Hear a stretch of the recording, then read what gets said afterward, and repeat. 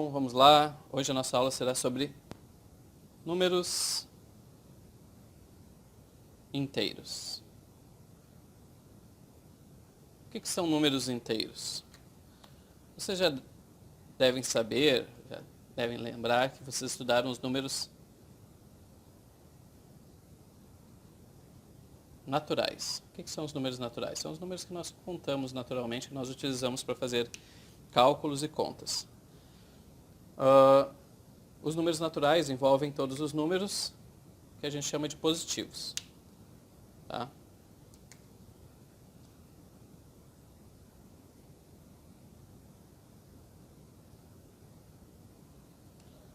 Já o conjunto dos números inteiros, ele vai, além de englobar os números naturais, aí também um outro grupo de números, são os números negativos.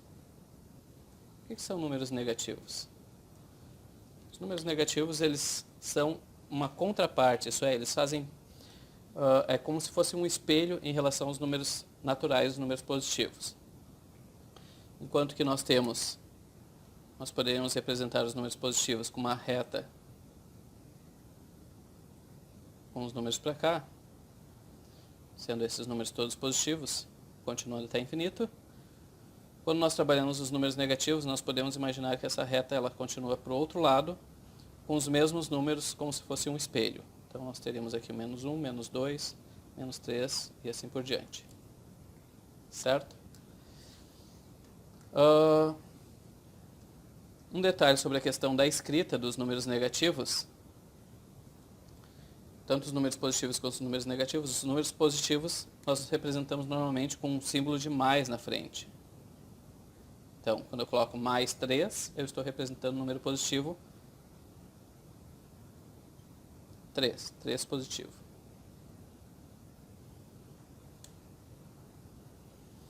Já se eu pego o mesmo número, só que agora eu coloco o sinal de negativo na frente, o sinal de menos,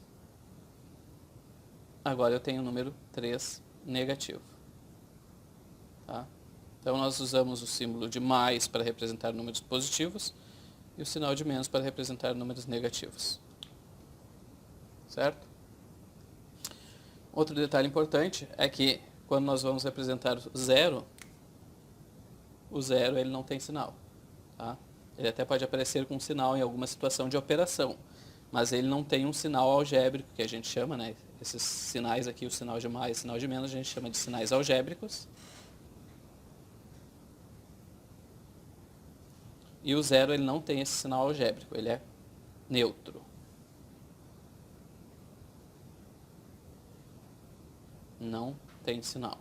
Tá? Então colocar mais zero ou menos zero é um equívoco. A gente não tem necessidade de colocar um sinal para o zero. Ele é tanto positivo quanto negativo. Ele não é nem um nem outro, na verdade. Certo? Bom, se nós podemos ter números positivos e números negativos, para que a gente usa exatamente esses números negativos? Bom, existem algumas situações que envolvem que nós podemos utilizar esses números. Temperatura.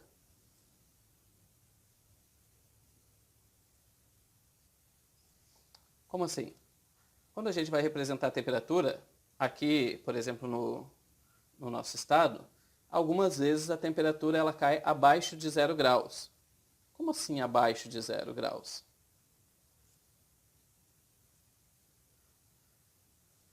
Na verdade, a escala de temperatura que nós utilizamos é a escala Celsius, que ela tem o zero na temperatura em que a água congela.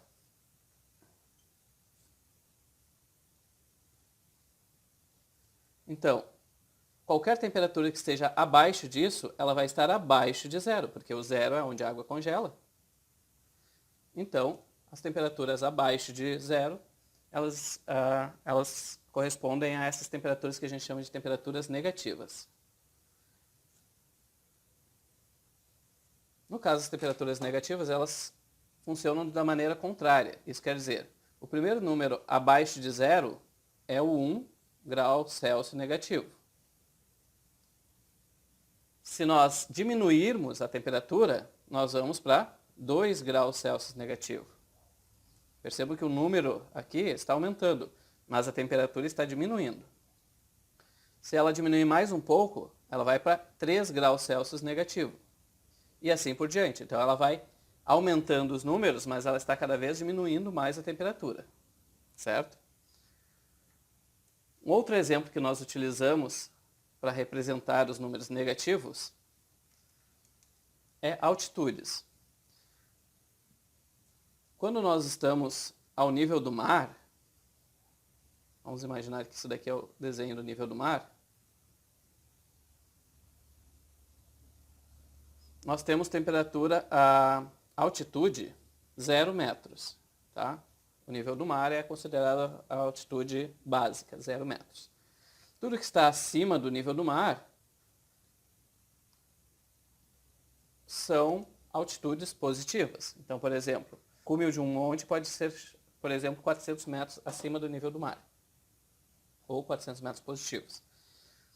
Quando você está abaixo do nível do mar, seja dentro da água ou mesmo em alguns locais onde a terra está abaixo do nível do mar, você está em altitudes negativas. Por exemplo, um mergulhador ele pode estar 2 metros abaixo do nível do mar. Então ele está menos 2 metros de altitude. Se ele ir mais profundo, é preciso entender que existem diversos níveis de profundidade. Por exemplo, o local mais profundo conhecido, um dos mais profundos, é a Fossa das Marianas, que ele tem cerca de 8.000 metros abaixo do nível do mar. Isso quer dizer, menos 8.000. Tá? Então, nós podemos representar essas altitudes que estão abaixo desse nível do mar aqui, como altitudes negativas também. Então, novamente, nós podemos usar o símbolo de número negativo. Um outro exemplo, e que eu costumo dizer que os alunos, nesse caso, não vão se perder, é quando a gente fala em dinheiro. Porque ninguém gosta de ser logrado, né? Então, quando a gente fala em dinheiro, o pessoal presta atenção. Então, quando a gente tem uma conta no banco, a gente pode ter duas situações. Um saldo positivo e a gente pode ter um saldo negativo. Você estava precisando fazer uma compra e foi lá e tirou o dinheiro do banco, só que você não tinha dinheiro no banco. Então você tirou o dinheiro emprestado do banco. Nesse caso, seu saldo fica negativo e você deve pagar ao banco esse valor. Certo? Então, esse saldo que você tem, ele é um saldo que você precisa devolver ao banco assim que possível, porque em cima desse valor ele vai incidir juros e daí você vai ter que pagar muito mais ainda conforme o tempo for passando. Então, quando você está com saldo negativo, você não tem o dinheiro, você tirou o dinheiro de um lugar que você não tinha. Tá? E como é que pode funcionar isso? Por exemplo, usando a ideia de uma conta no banco. Vamos imaginar que você tem uma conta com saldo. A esse saldo de R$400, você acrescenta, você, vamos dizer assim, deposita. Se você tinha 400 e depositou 200, você aumentou o seu saldo. Você agora está com R$600 de saldo. E é um saldo positivo. Vamos imaginar agora que por algum acaso você teve que retirar uma certa quantidade. Então você vai fazer uma retirada de R$450. Então, dos R$600 você tira 450. O seu saldo, apesar de você ter retirado, ele continua sendo positivo. Por quê? Porque o que você tinha no banco é maior do que o que você retirou. Então você tem R$150. Ainda positivo. Mas de repente você lembrou que tinha uma outra conta para pagar e você teve que retirar mais um valor. Você vai lá e faz mais uma retirada. O que acontece com o seu saldo? Você tinha 150, você tirou 250. Isso quer dizer que você tirou 150 e ainda teve que tirar R$100 que não eram seu. Esses R$100 são R$100 negativos. Certo? Então, aqui você entrou num saldo negativo. Então, esses são alguns exemplos dos números negativos que nós podemos ter aí no dia a dia. Bom, é isso. Espero que vocês tenham entendido. E na próxima aula nós vamos trabalhar um pouquinho sobre a questão das operações com esses números inteiros. Até mais.